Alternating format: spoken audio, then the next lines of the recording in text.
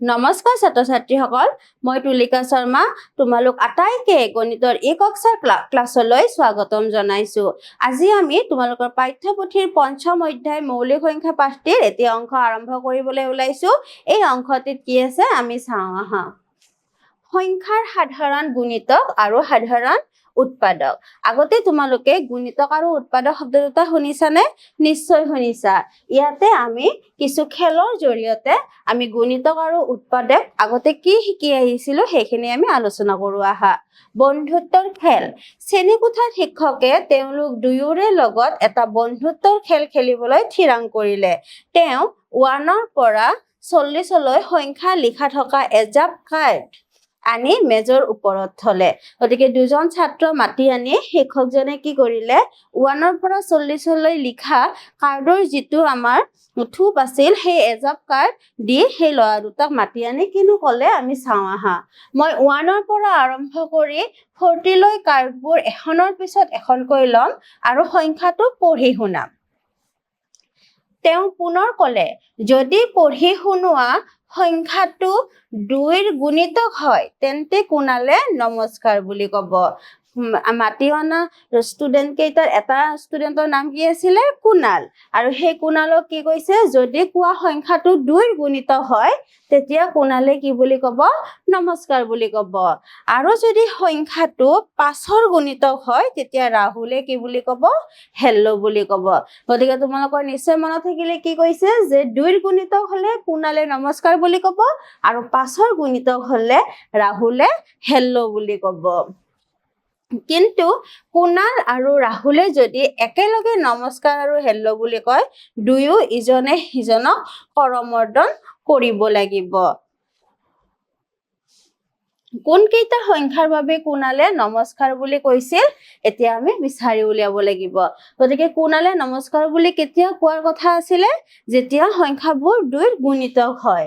গতিকে আমি 1ৰ পৰা 40লৈ 2ৰ গুণিতকবোৰ বিচাৰি উলিয়াও। 2, 4, 6, 8, 10, 12, 14, 16, 18, 20, 22, 24, 26, 28, 30, 32, 34, 36 আৰু কি হয় 38 লগতে 40।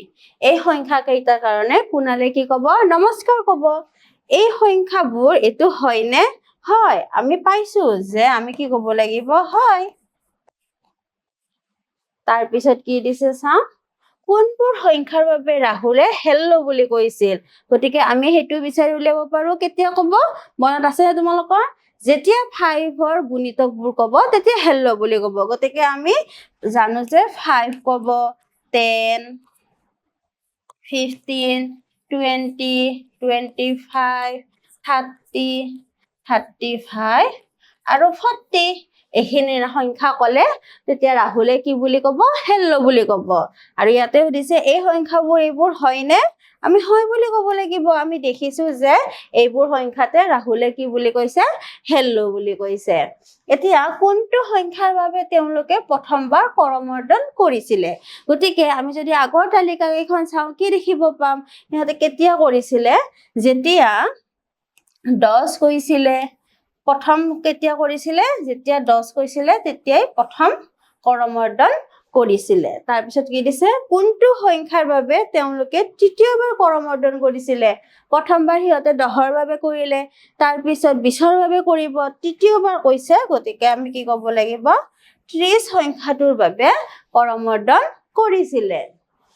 25 সংখ্যাটো এনেকুৱা এখন সংখ্যা কাৰ্ড হয়নে যাৰ বাবে দুয়ো নমস্কাৰ আৰু হেল্ল বুলি ক'ব আৰু কৰমৰ্দন কৰিব? নহয়। হয় নেকি? আমি যদি প্ৰথমতে কি কয় কুনালে কোৱাখিনিলৈ গুৰুত্ব দিওঁ, কুনালে 25 সংখ্যাটো কওঁতে নমস্কাৰ দিয়া নাছিলে কাৰণ ই 2ৰ গুণিতক নহয়। 25 সংখ্যাটো 2 আৰু 5 উভয়ৰে গুণিতক হয়নে? নহয়। তাৰপিছত কি দিছে চাওঁ। 10, 20, 30 ইত্যাদি সংখ্যাবোৰ 2 আৰু 5ৰ উভয়ৰে গুণিতক। গতিকে এই সংখ্যাবোৰক 2 আৰু 5ৰ কি বুলি কোৱা হয়? সাধাৰণ গুণিতক বুলি কোৱা হয়। এই কথাটো আমি মনত ৰাখিব লাগিব। এতিয়া আমি তোমালোকৰ পাঠ্যপুথিৰ কৰি চাওঁ আহা 5.1ত কি আছে চাওঁ আহা। কোনখন কাৰ্ডৰ সংখ্যাৰ বাবে কুণাল আৰু ৰাহুলে পঞ্চম বাৰৰ বাবে কৰমৰ্দন কৰিছিলে? ইয়াতে কুণাল আৰু ৰাহুলে কৰমৰ্দন 4 বাৰেই কৰিছিলে, পঞ্চমবাৰ কৰা হোৱা নাছিলে। 1ৰ পৰা 40 লিখা কাৰ্ডৰ বাবে কৰমৰ্দন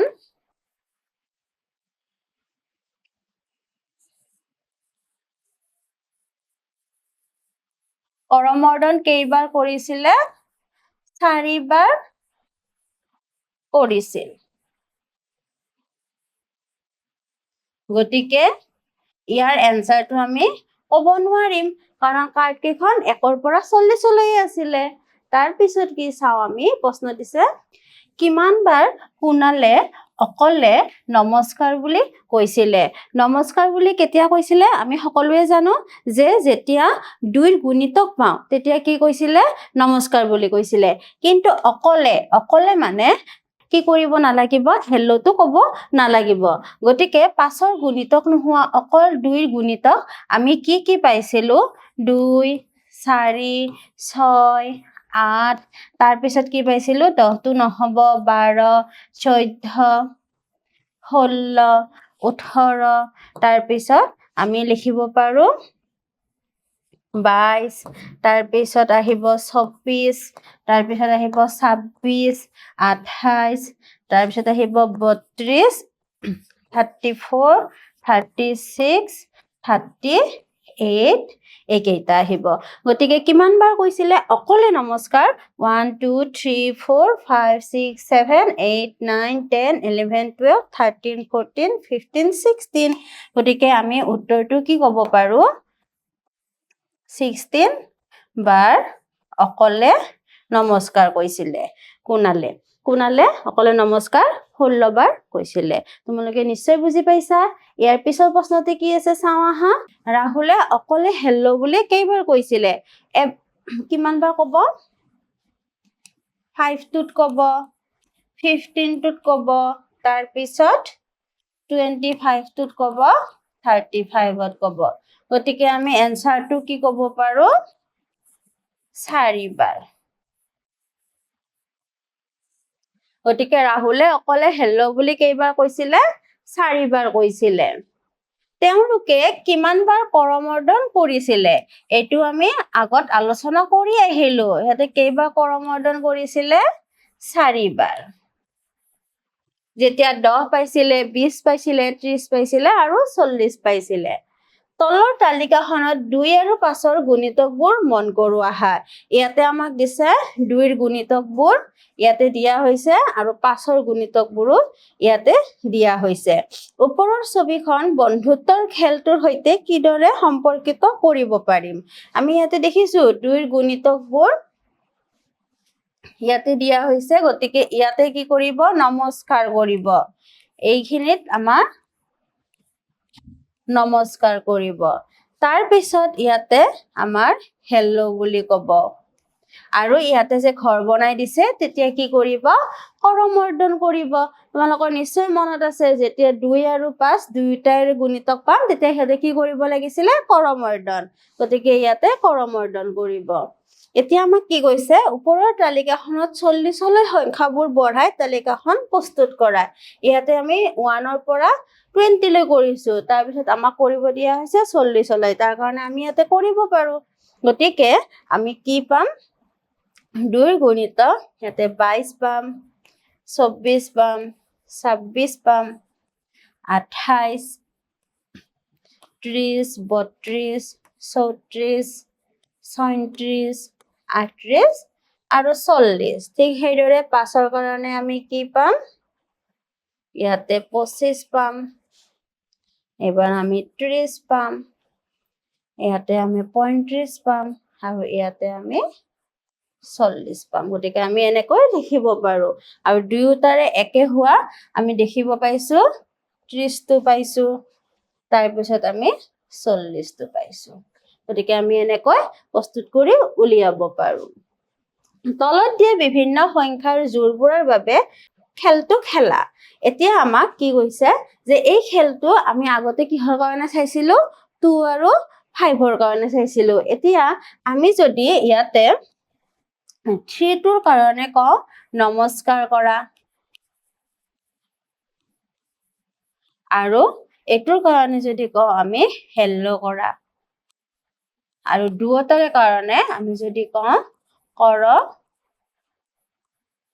মৰ্দন কৰা তেতিয়া হলে কি হ'ব আমি এনেকুৱাকে এখন তালিকা বনাই কৰিব দিব পাৰো আমি দুটা বেলেগ ছাত্ৰ ছাত্ৰী মাতি আনিব পাৰো মাতি আনি আমি ক'ব পাৰো তিনি একফালৰ পৰা সংখ্যাবোৰ ক'ব পাৰো আৰু সিহঁতে নমস্কাৰ হেল্লো বা কৰমৰ্দন কৰি যাব ইয়াতে আমি 3ৰ কাৰণে দেখিছো 3 6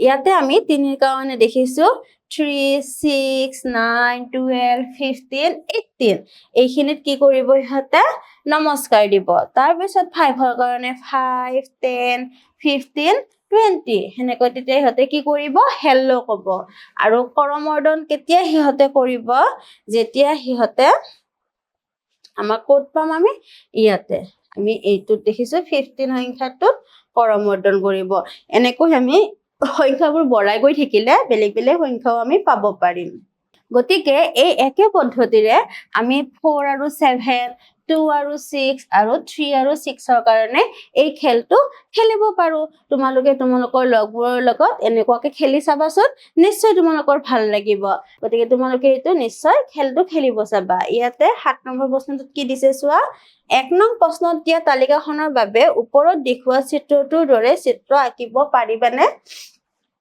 ইয়াতে 3ৰ গুণিতকবোৰ লিখা হৈছে এইখিনি 3ৰ গুণিতক আকৌ এইখিনি কি দেখুওৱা হৈছে 4ৰ গুণিতক দেখুওৱা হৈছে আৰু আমি দেখিছো যে এই দুটা কি হৈছে দুয়োটাৰে গুণিতক গতিকে আমি এনেকুৱাকে 3 আৰু 4ৰ সাধাৰণ গুণিতক এনেকৈও বিচাৰি উলিয়াব পাৰো এখন তালিকা প্ৰস্তুত কৰি আগতে যেনেকৈ কৰিছো হেনেকৈ কৰাৰ লগতে আমি এনেকুৱাকৈও দেখাব পাৰো ইয়াতে কি কৈছে 5ৰ গুণিতক আৰু 2ৰ গুণিতকৰ কাৰণেও ইয়াতে এনেকুৱাকে আমাক এখন এটা চিত্ৰ আঁকি দেখুৱাব দিয়া হৈছে গতিকে 5ৰ গুণিতক আমি কি লিখিব পাৰো 5 10 টো আমাৰ ইয়াতে আহিব 15 20 টো আমাৰ ইয়াতে আহিব ইয়াতে আমাক 20 লৈ দেখুওৱা হৈছে 2ৰো হেনেকে আমি 2 4 6 8 10 টো ইয়াতে আহিলে 12 14 16 আৰু 18 20 টো ইয়াতে আহিব আমি এনেকুৱাকে কৰি দেখাব পাৰো এইটো 5ৰ গুণিতক এইটো 2ৰ গুণিতক আৰু এইখিনি কি বুজাব 2 আৰু 5ৰ সাধাৰণ গুণিতক বুজাব গতিকে এইখিনিলৈ তোমালোকে নিশ্চয় বুজি পালা আজিলৈ এইখিনি ধন্যবাদ